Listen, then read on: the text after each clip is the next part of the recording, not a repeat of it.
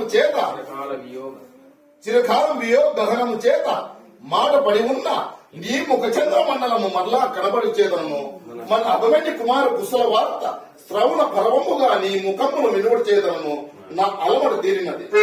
ఇప్పుడు నిన్ను దైతవనములకు తోలుకొని వచ్చిన పనిని వినుగోరుచున్నాను. దేవి సకల ధర్మ పరిజ్ఞానము కలిగిన నీవే ఇట్లాంటి వేళ దేవి ఏక చరిత్రం వెలుగుగా చెరు ఇచ్చింది. అందులోకి ఇప్పుడేమి చేయమందువు దేవి క్షత్రియ జాతవు విరుద్ర ప్రలాపం నాడు వేళ ఈ ప్రార్థన నుండి అదర్భాన్ని చేయనవసరం ఎంతైనా చూసిదివా?